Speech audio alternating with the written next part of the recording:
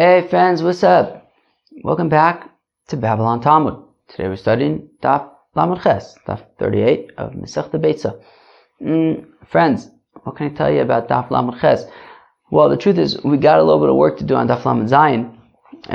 We are continuing for the first part to discuss the sugya of Brayra. I feel like Brayra comes up in like just about every Masechta. What do you want me to tell you? We gotta do it.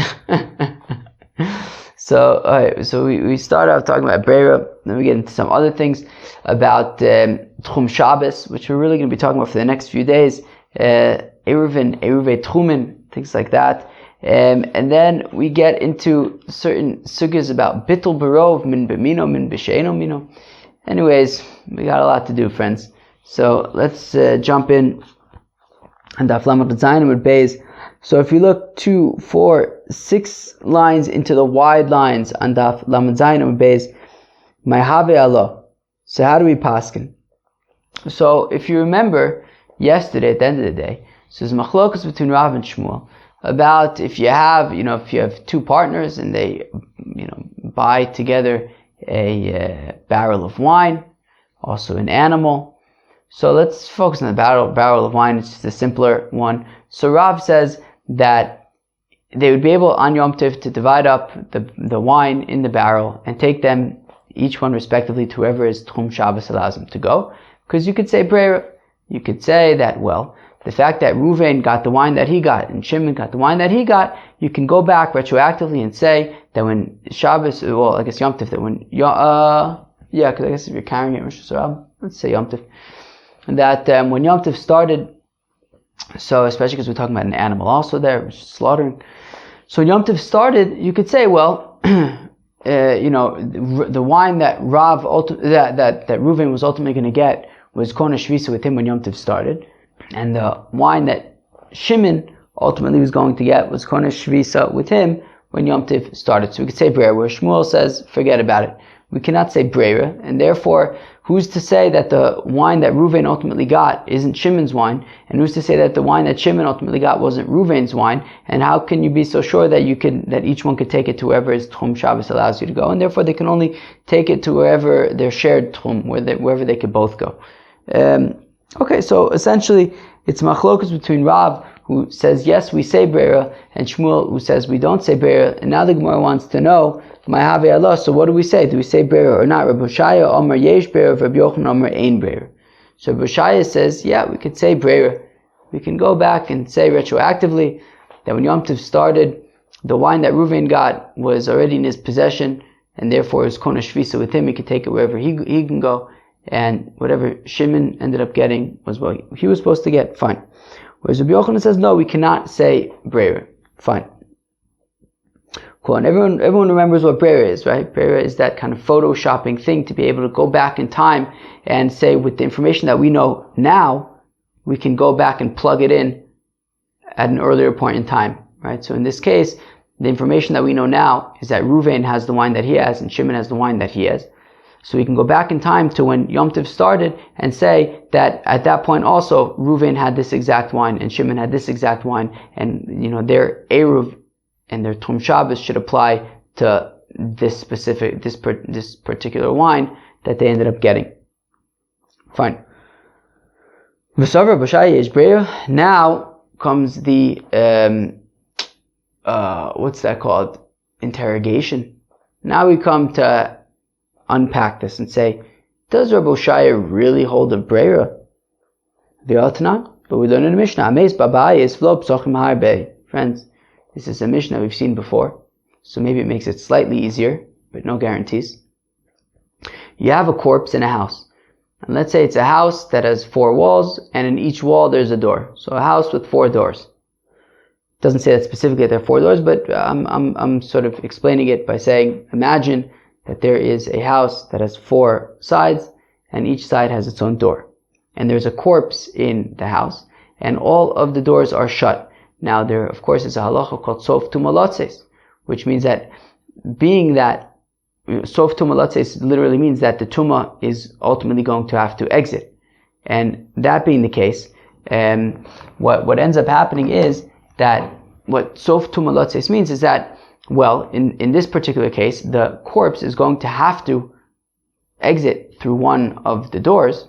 We just don't know which one. And therefore, if you have vessels, let's say, in each of the doorways, so if you have vessels in each of the doorways, well, since we don't know which doorway the corpse is going to exit through, so we have to assume that it can exit through any of the 4 doorways, and therefore the vessels in each of the 4 doorways are going to be tamei, since ultimately this corpse is going to have to pass through one of them, and we don't know which one, so everything is tamei. So again, if you have a corpse in a house, and the house has many doors, kulan tameim, so the vessels that are in all 4 of the doorways are going to be tamei. Niftach echad mehem. Now, if one of the doors is now opened, hu tamei, so only that door is tamei. Does it mean retroactively or not? It's not particularly clear, but that doorway is now going to be tamei. Certainly, from this point on, that's for sure, that any vessels that now enter that doorway are going to be tamei, and any vessels that now enter any of the other doorways are not going to be tamei, because from the fact that one of the doors was open, well, there's your indication that that's the door that the corpse is going to exit through. So niftach echad me'en, if one of the doors opens up, hu tamei, so any of the vessels in that doorway are tamei, v'chulan tahorim, all the other ones are now tahor. Now again, doesn't mean retroactively, unclear. But certainly from this point on, the doorway that is open is going to transfer tumah to whatever vessels are brought under it, into its doorway. And all of the other ones would be tahor because the corpse is going out of the open door, not the closed doors. Now, if he had intention to take the corpse out of one of the doors, so he didn't actually open the door per se, but he had intention to take the corpse out of one of the doors. So all the doors are closed right now, but in his mind, he already knew which one he was going to use. So then that works. Meaning, okay, if your intention was to use, one of, a particular door, let's say, door A. So door A is going to be tamei, B, C, and D are going to be tahor. Bishami says, but there's a caveat. He would have had to have this intention before the person died. That in order for his intention to work, that he has in mind that he's going to take the mace out of door A, well, he would have had to have had that thought already while the person was still alive. Whereas Beis Hillel says, no, even after the person dies, you could still have the intention, I'm going to use door A, and that works. And here's the key, and it was said about it there, Boshaya says, that when Beis Hillel says that even after the person passes away, you would be able to have that intention at that point of which door you want to use. However, it is only going to be able to affect the vessels that are brought there from this point on, so from this point on, yes, but not retroactively, right? So according to Boshaya, Beis Hillel says that even after the person passes away, the person can now decide, I'm going to take this corpse out of door A. However, says Rabbi Shaya, okay, that will work to the extent that if you now bring new vessels to all of the doors, only the vessels that were brought to the door that you had intention for will become tamei, but all of these vessels that were now brought to any of the other doors would be tahor because your intention was already that you're going to use, a particular door.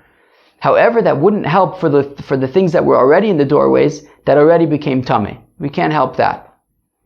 We can only help from this point on, not retroactively, which clearly means that he does not hold a Brayra. If he holds a Brayra, so then we would be able to say Photoshop. We'd be able to say, well, from the fact that he now has intention that he's going to be taking out the corpse through a particular door. So if we would say Brayra, we would say, okay, well then let's go back in time and plug it in and say that already from the time that the corpse died, he had this intention, and that already from that point, only the vessels in the door that he has the intention for should become tamei. All the other ones should be tahor. But from the fact that we don't go back and plug it in, and the fact that we don't say, we don't plug it in, clearly means that he does not hold a Brayra.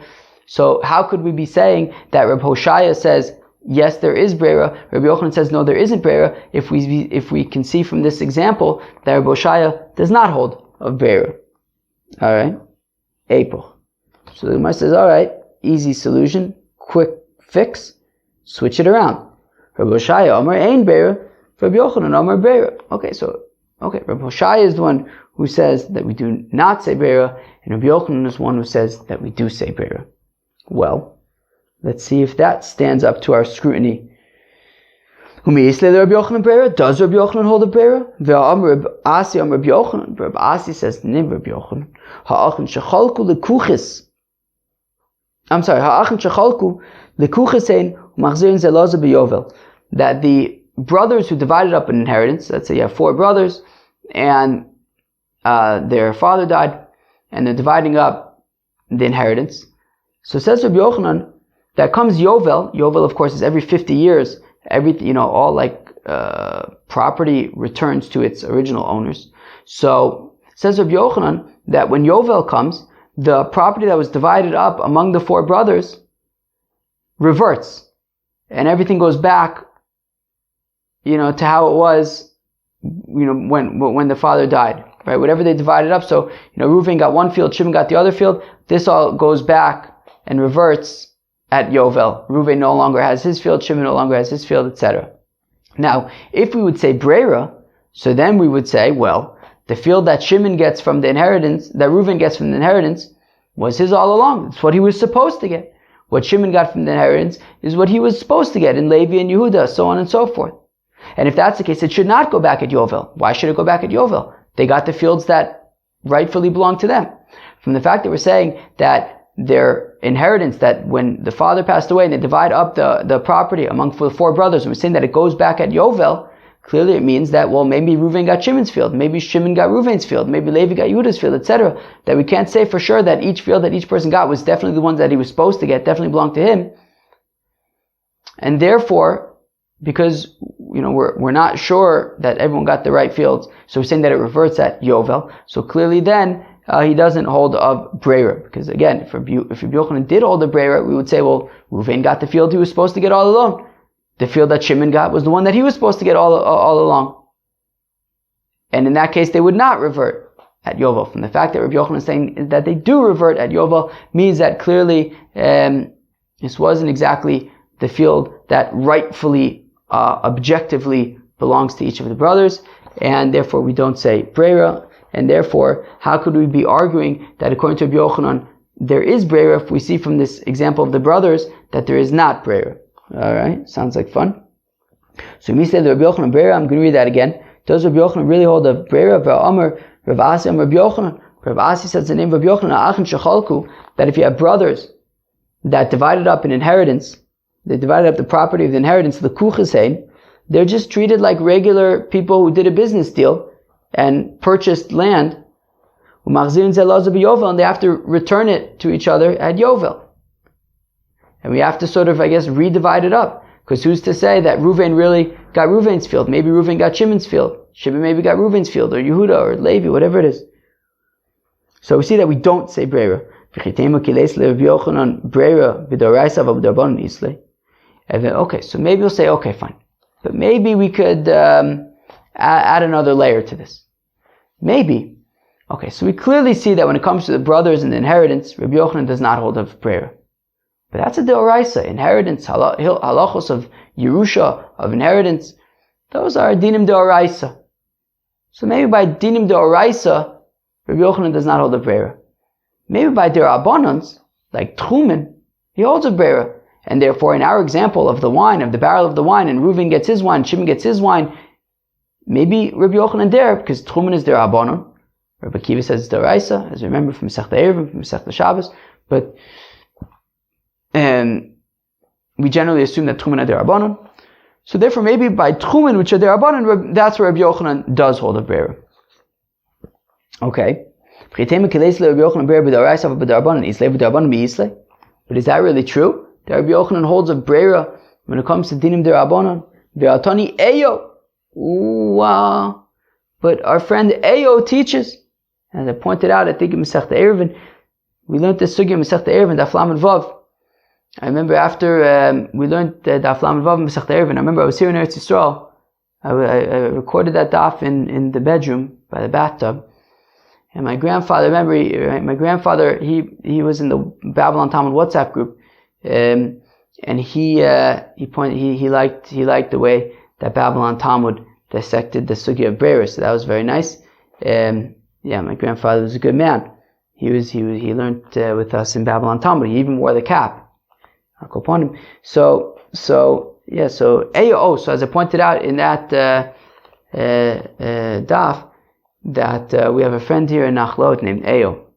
So Eyo taught Rabbi Yehuda Omer, that says Rabbi Yehuda in Adam Masne al Shnei Devarim Ke'echad, that a fellow cannot make a Tanai condition on two things at the same time. Elim b'chocham lemizrach uvo lemizrach lemarav uvo lemarav v'ilchan l'chan lo. Okay, friends, talking about Eruvei Tchumen. So, of course, how do Eruvei Tchumen work? Well, let's say you have city A, B, and C, and you have a fellow who lives in city B, which of course is in between A and C. So, if this fellow knows that on, let's say Shabbos, he's going to be traveling from his home city of city B to city C, so he can, and city C is 4,000 amas away.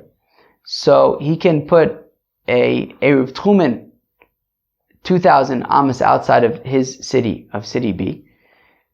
And by putting the Eruv Tchumen 2,000 amas outside of his city, he's Kona Shvisa. Means that, when Shabbos starts, it's as though he's making Shabbos halfway between the two cities.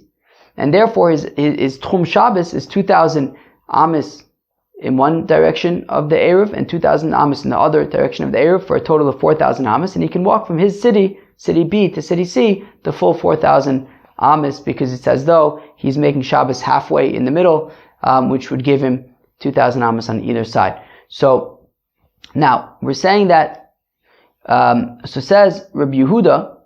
So Rabbi Yehuda says that, look, you can't have it both ways. You can't put an Eruv Tchumen in between city B and C, and also in between city B and city A, and then say, you know what, on Shabbos I'll decide which one I want to use, right? And then we'll go back and retroactively say that, well, when Shabbos started, that was my intention. So for example, if you have city A, B, and C, each one, right, are 4,000 amas away from each other, and the only way that you'd be able to travel from city B to city A, or from city B to city C, would be if you put an Eruv Tchumen smack in the middle.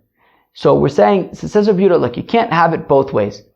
You can't put an Eruv between city B and C and between city B and A and say on Shabbos I'll decide which one I want to use, and then we'll go back and plug it in and Photoshop and say retroactively, when Shabbos started, clearly the one that I'm choosing now on Shabbos was the one that I wanted to be Kona Shvisa when Shabbos began. We cannot say that. However, one thing that we can say is that if there's a rabbi that's coming to one of the cities, right? He's coming to city C, or he's coming to city A, and we're not sure which one he's coming to, but there's only one rabbi, and he's only going to one of the cities.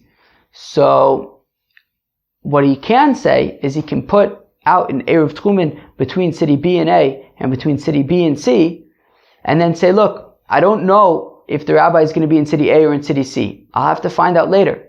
But when I do find out that he's in city C, let's say, well, then that's the Eruv I want to use, and forget about the other one. So that is allowed.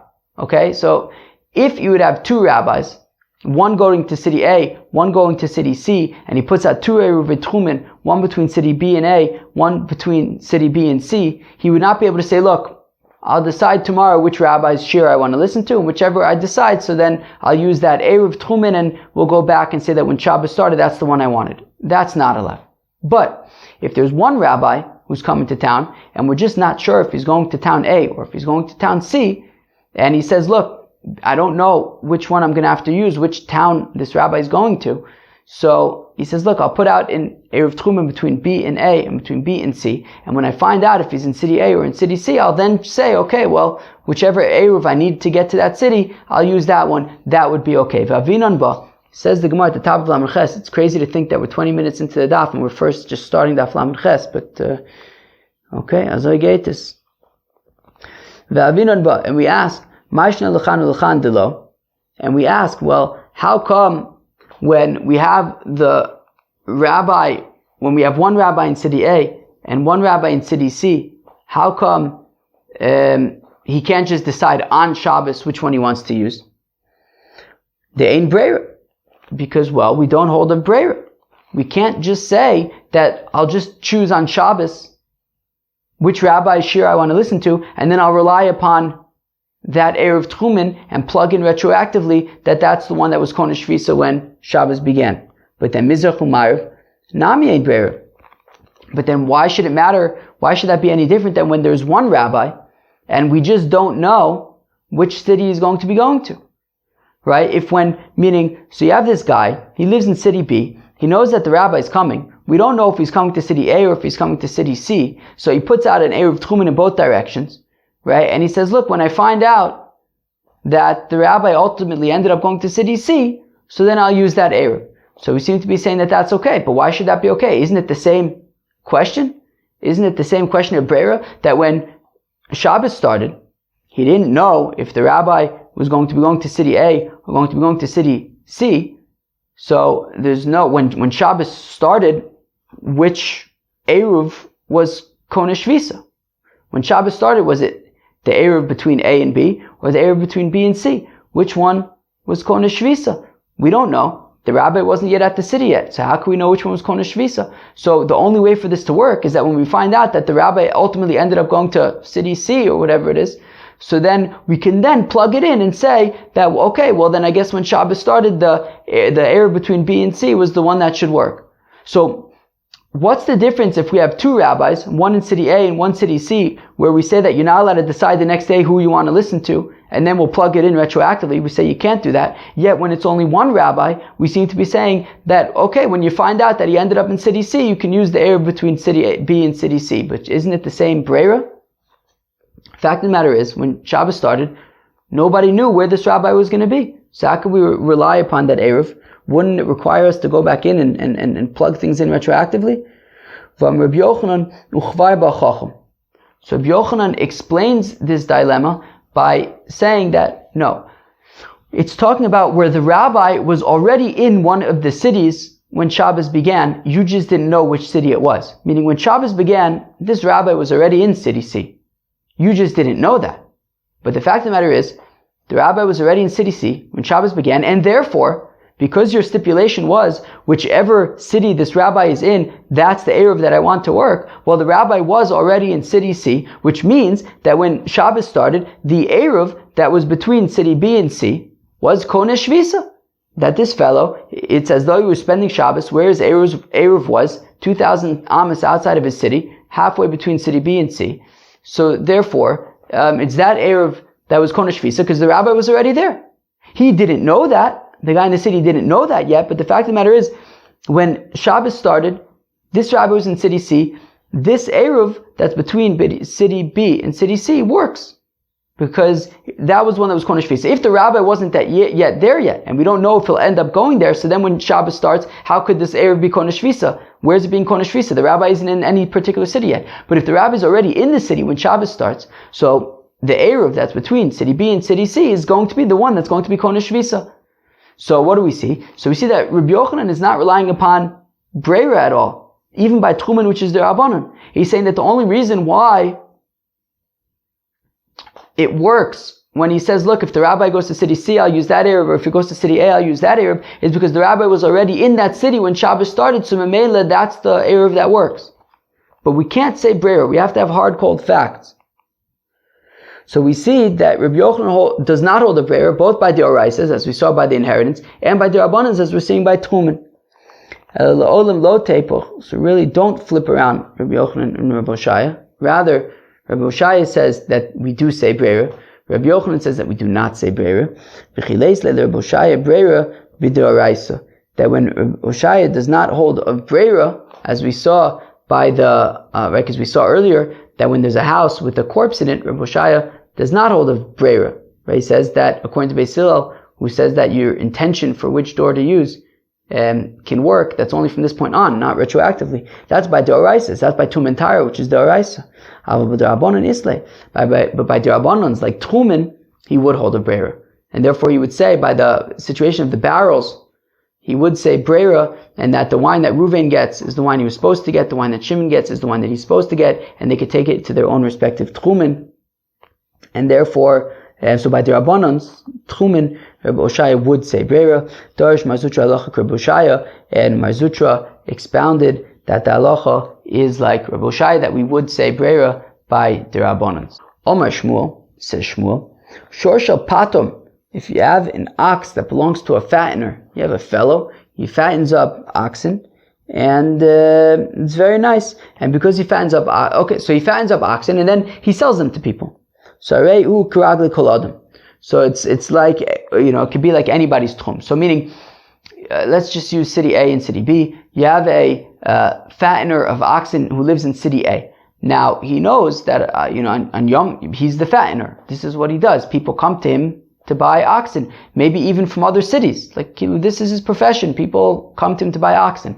And therefore, because this is the way it goes, that he kind of knows going into Yom Tif that all sorts of people are going to come to ask me for oxen.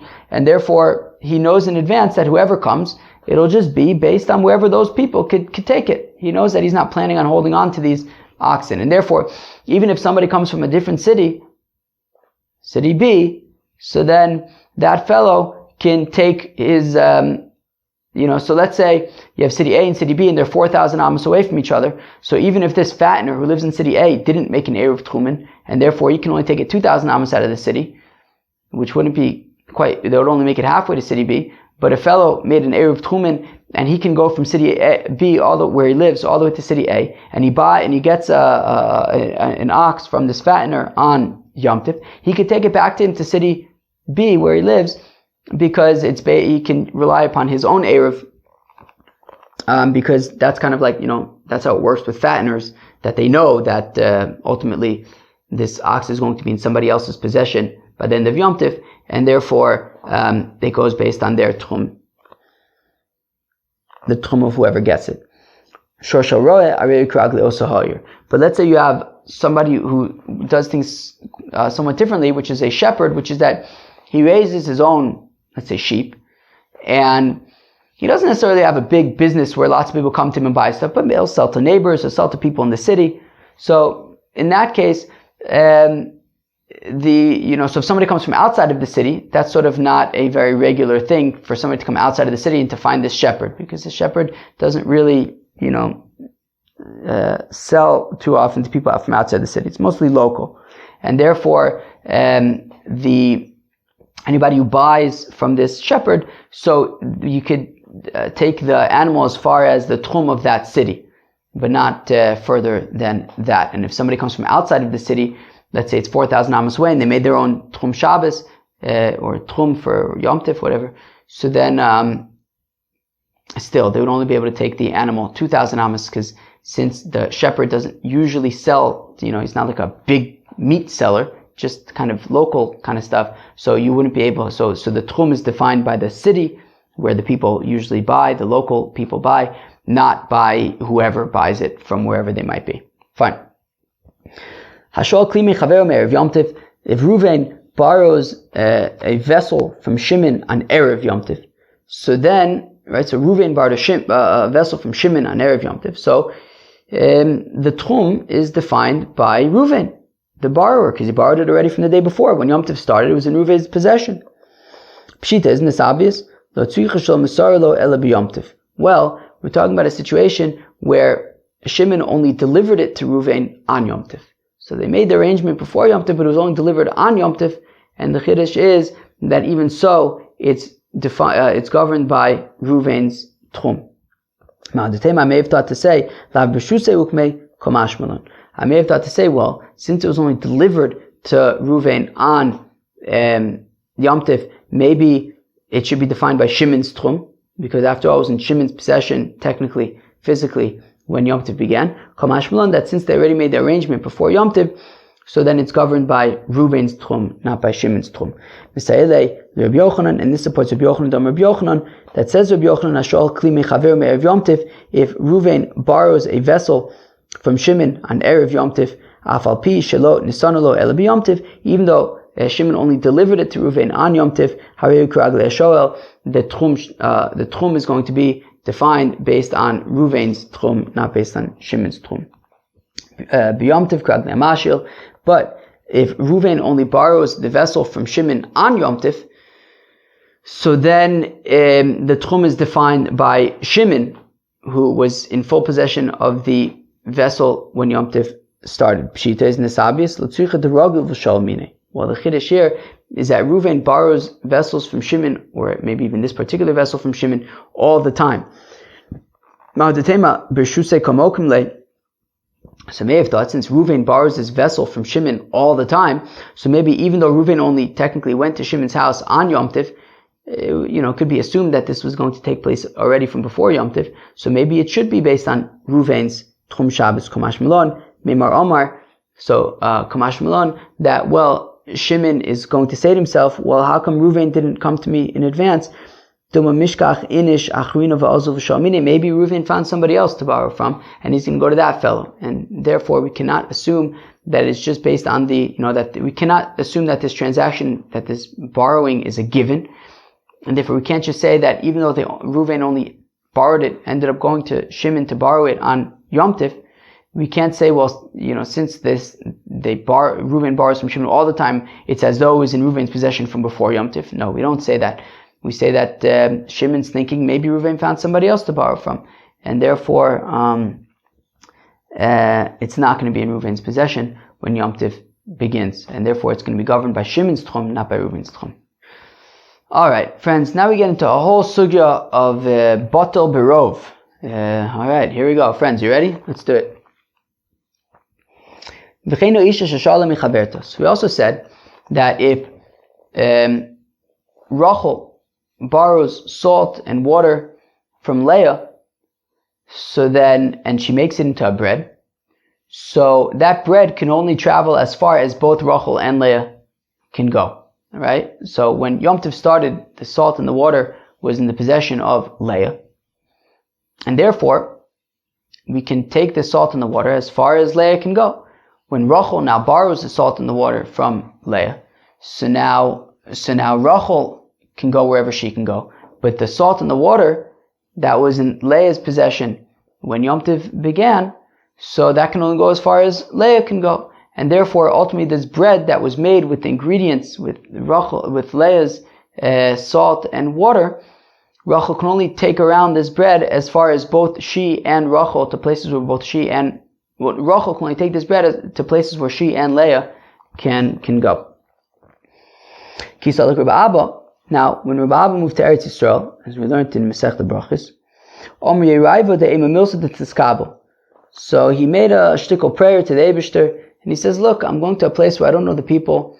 I hope that they're going to like me. Maybe I'll say something, maybe I'll say a halacha that the people there will be happy with, and they'll let me into their clique. Kisalik Lawsum. When Rabbi Abba got to Eretz Yisrael, Ashkechei, Rabbi Oven, Rabbi Chanina, by Papi, Rabbi Zera, he found Rabbi Oven, Rabbi Chanina by Papi, Rabbi Zera, V'amrila, to those who say, Rabbi Bo, Rabbi Shimon ben Pazi, Rabbi Yitzchak Nafcha. Some say he found the group that was sitting there was Rabbi Bo, Rabbi Shimon ben Pazi, and Rabbi Yitzchak Nafcha. Interestingly, about Rabbi Abba and Rabbi Zera, we saw both in Brachos and in Shabbos that Rabbi Abba and Rabbi Zera were both students of Rav Yehuda, who made Aliyah to Eretz Yisrael. The Yasir V'Kamri, and whoever this group was, whether it was Rabbi Oven, Rabbi Chanina bar Papi, and Rabbi Zera, or whether it was Rabbi Bo, Rabbi Shimon ben Pazi, and Rabbi Yitzchak Nafcha, this group was saying, the Yasir V'Kamri, they were sitting and they were saying, how come Rachel can only take this dough as far as she and Leah can go? Why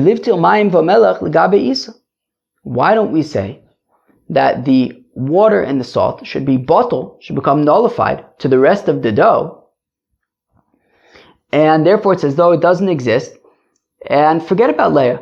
Rachel could take this dough wherever she can go. So now Amr Rabbi Abba. So Rabbi Abba said, okay, here's my chance. Here I could make them like me. And he says, what if Reuven had a kav, a certain amount of wheat? He had a kav of wheat that got mixed together with 10 kabin of Shimon's wheat. Yochel halo v'chadi? What? Can Shimon just eat all of it? No. Reuven, right, part of the, what's now 11 kavs of wheat, one of them is Reuven's. Shimon can't just eat all of it. So we see that just like Reuven's kav of wheat is not bottled, it's not nullified, it's still there, it's significant. So also the salt and the water of Leah that's in Rachel's dough is there. And therefore, Rachel's tchum is going to have an effect over here. Achichu ale. Rabbi Abba was hoping that his suggestion would be accepted and they would immediately become friends. They laughed at him. Amrlahu. And Rabbi Abba got insulted. He said, Kusaychu shakli. What, did I steal your clothing from you that you should make fun of me like this? Hadru achichu ale. They continued to laugh at him. That doesn't sound so fun. Maybe he should have given them some of his chicken. Friends, remember Rabbi Abba's chicken? From, I think it was Rabbi Abba's chicken from Masechta Shabbos. Apparently you couldn't, it was so disgusting. What, they said that even thinking about it would make them sick, right? Alright. So maybe, yeah. Oh, yeah. Anyways. Okay. So that was the interaction between Rabbi Abba and these rabbis in Eretz Yisrael. So these rabbis in Eretz Yisrael figured that the salt and the water should really be bottled to the rest of the dough.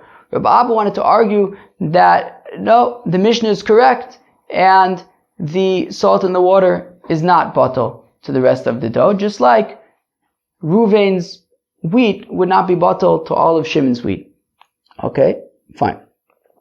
Now we're going to have a machlokes both ways, trying to support the rabbis who say that the salt and water should be bottled, or to support Rabbi Abba who's saying that the salt and the water, the Mishnah is rightfully saying is not bottled, is significant. So here we go. Amr Boshaya, says Rabbi Boshaya, Shapir Avad Achichu Ale. The rabbis in Eretz Yisrael rightfully laughed at Rabbi Abba. How come? Well, what was Rabbi Abba arguing? Rabbi Abba was arguing that Reuven's wheat is not bottled, is significant even among all of Shimon's wheat, and therefore the salt and the water should be significant among the rest of the dough.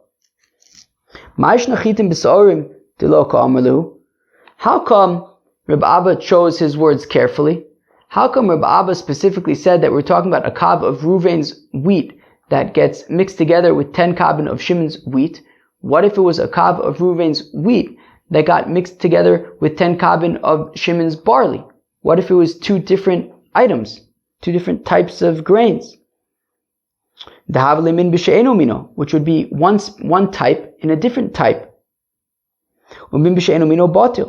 And one type is nullified among a different type. So if you have 10 kavs of barley versus Reuven's one kav of wheat, Reuven's one kav of wheat will become nullified to Shimon's 10 kavs of barley. Chitin b'chitin nami.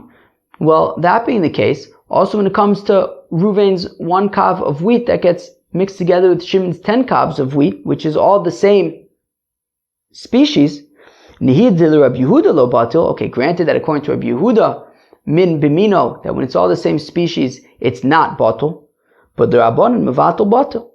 But according to the rabbis, it would be bottle. So therefore, according to the rabbis, which of course we paskin like the rabbis, not like Rabbi Yehuda, because Yochid Rab Malach Krabim, so of course we're going to paskin like the rabbis. And therefore, Rabbi Oshaya is arguing, I don't even understand Rabbi Abba's proof. Rabbi Abba was saying that, hey, when you have Reuven's one kav of wheat, it is not bottle to Shimon's 10 kavs of wheat. That's only true according to Rabbi Yehuda. According to the rabbis, it would be bottle. And therefore, it's really no proof at all, because if that's the case, just like the one kav of wheat would be bottle to the 10 kavs of wheat, so too, the salt in the water should become bottle to the rest of the dough. And therefore, and therefore, I don't understand our Mishnah, which says that Leah still wields influence, that Leah's tchum still wields influence over Rachel's dough. Shouldn't the salt in the water be bottle to the rest of the dough? Omelei Rav Safros. Now Rav Safra comes to defend Rav Abba, and he says to Rav Boshaya, Moshe Shaper Ka'amart, Moshe, and there's different ways to understand what this means. We saw this in Masechta Shabbos as well. Rabbi Nachman Bresov, he learns out from Moshe Shaper Ka'amart that every Talmid Chacham, every tzaddik is called Moshe, as a bechin of Moshe Rabbeinu. Where was that from? I don't know. So one of the things in the Likutei Moharan. Anyways, so he says Moshe Shaper Ka'amart. Moshe, the Gadol Ador, Rabbi Boshaya. We learned about Rabbi Boshaya. What was on Daf Nun Gimel, Daf Nun Daled of Masechta Eruvin. Rabbi Boshaya Bribi. How amazing Rabbi Boshaya Bribi was. Anyways, so Rabbi Safra says to Rabbi Boshaya, he says, is what you're saying really correct? That the salt in the water should be bottled to the rest of the dough. V'lo shmielu ha da'amar Reb Chia katosva mishmei dirab. But Rabbi Boshaya, what about that which Reb Chia katosva says the name of Rab? Habor tzroris miganu shachaveru. If Reuven goes into Shimon's granary, and Shimon's got a whole bunch of wheat there, in his granary, and he's going to sell the wheat, and he's going to sell it by its weight. Now, if Reuven goes into Shimon's granary and he says, "Oh, there's all these little pebbles scattered among this wheat. I'm going to take out the pebbles." Now, pebbles don't actually, what are they worth? They're just pebbles. But here's the interesting thing. Reuven needs to pay Shimon the weight of the pebbles that he took at the price of the wheat. Because interestingly, Shimon's going to sell this wheat. There are stones mixed into the wheat, which means that when somebody says, "Look, I want to buy 1 pound of wheat," so he just takes some of the wheat, puts it on a scale, and he sells them 1 pound. Now, some of that pound is going to be these little pebbles that are mixed in, and that's okay. That's okay, meaning he wouldn't be allowed to purposely add pebbles to weigh it down, but the assumption is when you're buying wheat, is that when you buy the wheat, there's also going to be, there might be some pebbles in there. And therefore, while you can't deliberately put pebbles in there, but random pebbles that are scattered among the wheat are considered okay.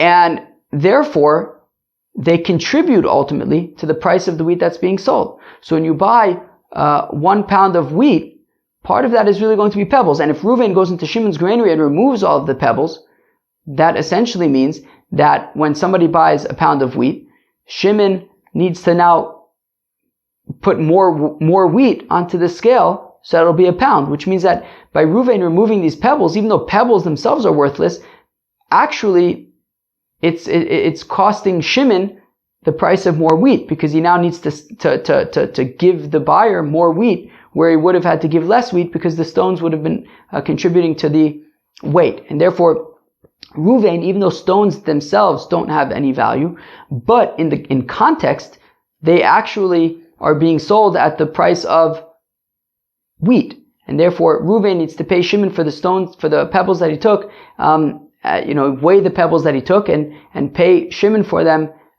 what the price would be in wheat. So Alma, Kila Chasre. So we see that Reuven essentially, even though the pebbles don't have value, but but as a measure, as an amount that was taken, they have significance. So Achonami, Kila Chasre. So here also argues Reb Safra, the salt in the water also has significance in the dough. Amalei Abaye. Now Abaye says to Reb Safra, Abaye is now coming to sort of back up and defend the opinion of these rabbis in Eretz Yisrael who said that the salt in the water should be bottled. So he says, "V'lo shani le'lemar b'mamun sheyesh lo toven, l'mamun she'ein lo toven." But 1 second, Rav Safra, you must admit that there's a difference between monetary value that can be claimed versus monetary value that cannot be claimed. In this case, when Leah lends the salt and the water to Rachel to make dough, Leah is not going to be claiming it. She's basically lending it to Leah for the duration of Yom Tif. She's only going to be claiming it after Yom Tif, which means that Mele right now on Yom Tif, the salt and the water that was lent by Leah to Rachel is money that cannot be claimed, because Leah can only claim it after Yom Tif. And because this is money that cannot be claimed, Leah's claim to it should be null and void. And therefore, the salt and the water should be nullified to the rest of the dough, and Rachel should be able to take the dough wherever she wants, because Leah's connection to it is irrelevant right now on Yom Tif, since she can't claim it. Omalei, to which Rav Safra responds, Tabai, with a timer. But let me ask you a question. Hada Amar Rav Chizda. That which Rav Chizda said. Now, we had mentioned Rabbi Yehuda's opinion a few minutes ago, that when it comes to mixtures, there's min b'mino and min b'she'eno mino. You have one species that gets mixed in with the same species, versus, right, so for example, wheat that gets mixed among more wheat. Then there's min b'she'eno mino, wheat that gets mixed among barley, right? One species, one type that gets mixed among a separate type. Now, Rabbi Yehuda's opinion was that when one type gets mixed among a different type, so then it can be batel, berov, right? So in our example earlier, if Reuven had one kav of wheat that gets mixed together with Shimon's 10 kavs of barley, so the one kav of wheat will be batel to the 10 kavs of barley, because it's min b'she'enu mino. They're different species. However, they're different types. But if one kav of wheat would get mixed together with 10 kavs of wheat, it's the same type. So Rabbi Yehuda would say that it is not batel. Okay, fine. So now, Hadam Rav Chizda, that which Rav Chizda says in explaining Rabbi Yehuda, that nevela betela b'shchuta, that if you have a kazayas of nevela, alright, sounds like fun. You have a kazayas of nevela. Now, of course, nevela is unslaughtered meat, right? It's meat, an animal just died, or whatever it might be, or it died in a way that was not proper halachic slaughtering. So you have a kazayas of nevela meat, which is metame b'maga u'v'mas. If you touch it or if you move it, so it is it's going to make you tummy. So betela b'shchuta. So if you have a whole bunch of kazayases of slaughtered meat, so then the nevela could be batel to the slaughtered meat. And if somebody touches it, he's going to be tahor, just like the slaughtered meat is tahor. So, and the reason being that we go based on the majority, that since the slaughtered meat can never become tameh, how is slaughtered meat going to become tameh to the extent that nevela is tameh, b'maga u'v'masa? Since the slaughtered meat cannot become tameh like the nevela meat, so therefore it's min, we treat it as it's min b'she'eno mino. That you have a kazayis of nevela that's mixed together with a whole bunch of kazayisim of shchuta, and it's a situation of min b'she'eno mino, and therefore the nevela is batel, and if somebody touches this mixture, he's going to be tahor.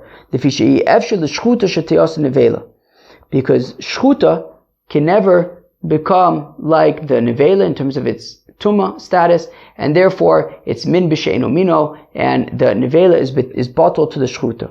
Shchuta ain't a betela b'nevela, but if you have one kazayis of shchuta meat that gets mixed together with a whole bunch of kazayisim of nevela meat, well, nevela, once it rots, once it gets spoiled, well then the tuma of nevela, it's no longer treated as nevela, and the tuma goes away. And therefore, because the nevela can become tahor like the shchuta, can be like the status of the shchuta over time once it rots, so therefore we consider it as though it's min bimino, right? So you have one kazayis of slaughtered meat that gets mixed together with a whole bunch of kazayisim of nevela meat. Since the nevela meat, which is the majority, is able to become like the shchuta meat once it rots, you won't be able to eat it. Your stomach, you wouldn't want to eat it, but it's not it loses its tuma. So therefore, because they could ultimately have the same status, so it's considered min bimino. And therefore, says Rav Chizda, Rabbi Yehuda would say that the slaughtered meat is not batal, and therefore we don't treat the mixture as if it's certainly tameh, because maybe what you touched was the shchuta meat, which is not batal, and is there, and therefore it's only safek tumah. Because the nevela, once it rots, can become like the slaughtered meat. So now asks Rav Safra, because Abaye made the argument that, hey, since Leah is unable to claim this salt and water on Yom Tif, therefore it's mamun she'ein lo tovin, nobody can claim it, so therefore it should be batal. But now Rav Safra wants to make the argument to say that ownership should play no role in terms of something being batal. Hachinami, Abaye, are you going to say that if you have the nevela that is mixed together with the shchuta, that we said is going to be batal because it's min b'she'enu mino, would you say that the chi'is le'bailim lo betela, that if the nevela had owners, then it would not be batal because it has people that can claim it, that it's only batal because nobody can claim it?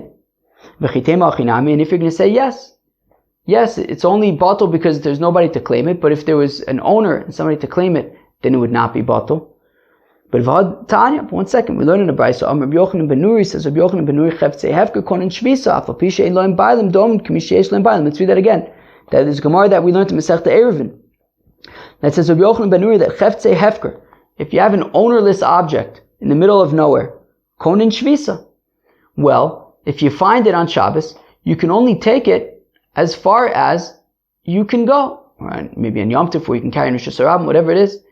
But in terms of the tchum, I don't know what I just said, but in terms of the tchum, so if you find it on Shabbos or on Yom Tov, its tchum is governed by wherever it was when, so let's just say Shabbos, when Shabbos started. Right? I don't know what I said a minute ago, but what are we saying? We're saying, cheftzei hefker konen shvisa, that ownerless objects are able to be konen shvisa, i.e., when Shabbos begins, wherever that object was, even though it's ownerless, it's hefker, it's significant enough to dictate that it can only be moved 2,000 amos in any direction. And if you find it, it's not governed by your tchum Shabbos, it's governed by its own tchum Shabbos. And even though it doesn't have any owners, it's ownerless, but domin k'mi she'esh lehem bailim, it's as though it has owners, and therefore it's konen shvisa. So if Safra is making the argument that ownership is not a requirement in order to have significance, that we can have even things that are ownerless have significance, as we see by cheftzei hefker konen shvisa. Omarle, to which Abaye responds to Rav Safra, Mika medamis isura mamona, isura batil, mamona lo batil. So Abaye says yes, but still, there's a difference between isura and mamona. What does that mean? So, for example, Rav Safra initially brought the example of the stones in the wheat. That even though they're stones, they're not batal. But that's mamona. We're talking about money there, right? Does Reuven have to pay Shimon for the stones that he took? That's money. By money, sure, they're not going to be batal. But here we're talking about Tchum Shabbos in Isser. In Isser, about what's the furthest I could take this thing on? Well, and Yom Tif in this case.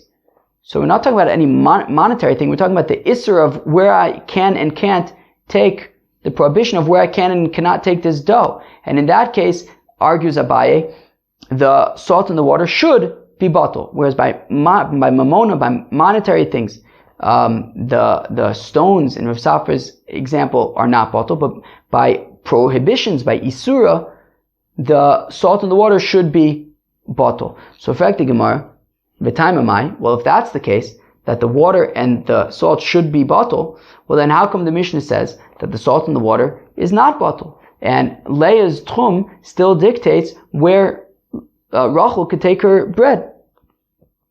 So Abaye Omar Gzeir Shemiterasi Yisu B'Shutfis. Well, Abaye says, well, we're concerned What if Rachel and Leah end up making this dough together and they both own it? In which case it will be governed by both of their tchums. And if they think that, well, the salt in the water is bottled to the rest of the dough, then they might take it wherever Rachel can go.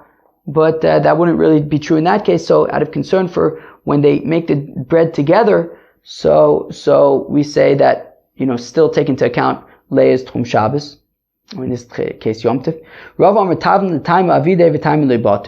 Rava says, well, in this case we're talking about spices, salt, right? Things that have flavor. So, and the flavor is not going to be bottle. And therefore, that's why Leah's Tchum Shabbos still is relevant, because what she's contributing to the bread is providing flavor. Rav Ashi says, well, it's because it's a davar sheish lo matirin. It's something that, after all, if you just wait until the next day, there's no more tchum issues anymore. You can take it wherever you want. So therefore, since it's something that, so Leah's contribution to this bread, the salt in the water, if you just wait till the next day, you can take it wherever you want. So therefore, it's, if we're saying it should be bottle, things that ultimately become mutter never become bottle. We say just wait until tomorrow and take it wherever you want. Today, however, Leah's contribution, the salt in the water, is not going to be bottle, and therefore you're going to be limited by her Tchum Shabbos. Rabbi Yehuda Poter B'Amoyim continues the Mishnah to say that Rabbi Yehuda says that water you could take anywhere. Doesn't you don't have to be concerned about the Tchum Shabbos.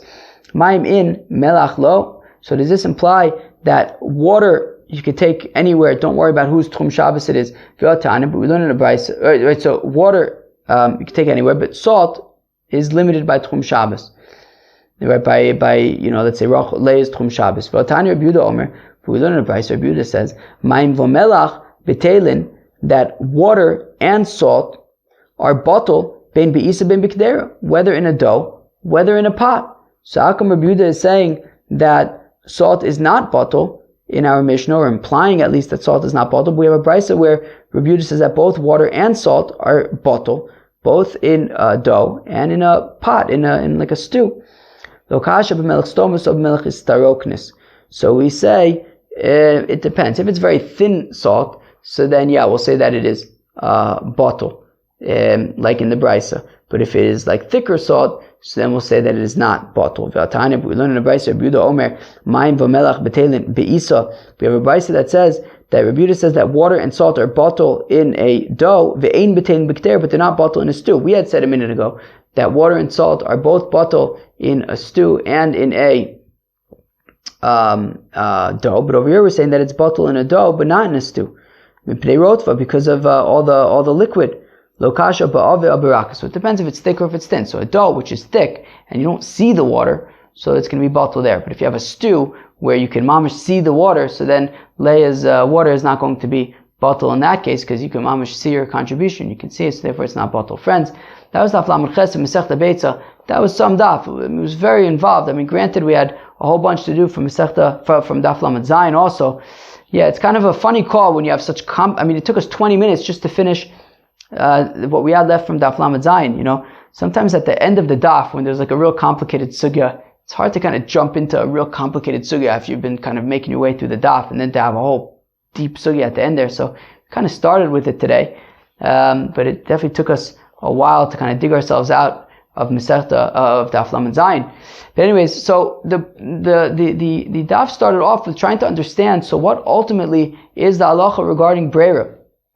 That we had seen a machlokas between Rav and Shmuel, that Rav says that we do say Brayra by Tchum on Yom Tiv. Shmuel says we don't say Brayra, so we say what's the halacha? So we want to say that Rabbi Oshaya says that we do say Brayra. Rabbi Yochanan says that we don't say Brayra. We had some kashas trying to really figure out what they mean. So ultimately we settled on this. Rabbi Yochanan does not hold of Brayra, whether by the Oraisas, whether by the Rabbanis, he doesn't hold of Brayra. Rabbi Oshaya actually makes a chilik. He says by the Oraisas we don't hold of Brayra, as we saw by the mace in the house. But by the Rabbanos we do hold of Brayra, and therefore he would hold like Rav, that by Tchumin, by the wine, you would be able to, go back and plug in whose wine belonged to who, and they can take it to their own tchums. Now, we had also learned, that there was like a distinction between a shepherd and a fattener when it comes to Tchum Shabbos, that a fattener who's like, in the business of selling lots of live, animals to whoever wants them. So then if somebody comes from a different city to buy from this fattener on Yom Tiv, so then he could take it back to his city, because it's like whoever buys it, the fattener just knows lots of people are going to be coming, and whoever takes it, they can go to their own Tchum. Whereas a shepherd who really only sells locally, so then the Tchum is going to be governed by the Tchum of the city. If somebody happens to buy from him from outside the city, he won't be able to take it all the way back to the city if it's outside of the Tchum of the current city. We talked about borrowing things on Yom Tiv. If you borrow it before Yom Tiv, so then if Reuven borrows from Shimon before Yom Tiv, so then Tchum is defined by Reuven. If Reuven borrows from Shimon on Yom Tiv, so then the Tchum is defined by Shimon, because it was in his possession when Yom Tiv started. We saw two different cases, which was if Reuven borrowed it from Shimon, but Shimon only delivered it on Yom Tiv, so we say it still goes based on the Tchum of Reuven. And then there was the case also if Reuven all the time borrows from Shimon, but he happens this time to not have borrowed until Yom Tiv itself, we say that it's going to be governed by the Tchum of Shimon, and we don't just assume that Reuven was going to borrow it anyways. Fine. Then we discussed the last part of the Mishnah, which got pretty technical, which was that we said that if Leah lends some salt and some water to Rachel to make a dough, so the Tchum is limited by Rachel and Leah both contribute to the Tchum, and they can only go to whoever both of they can go.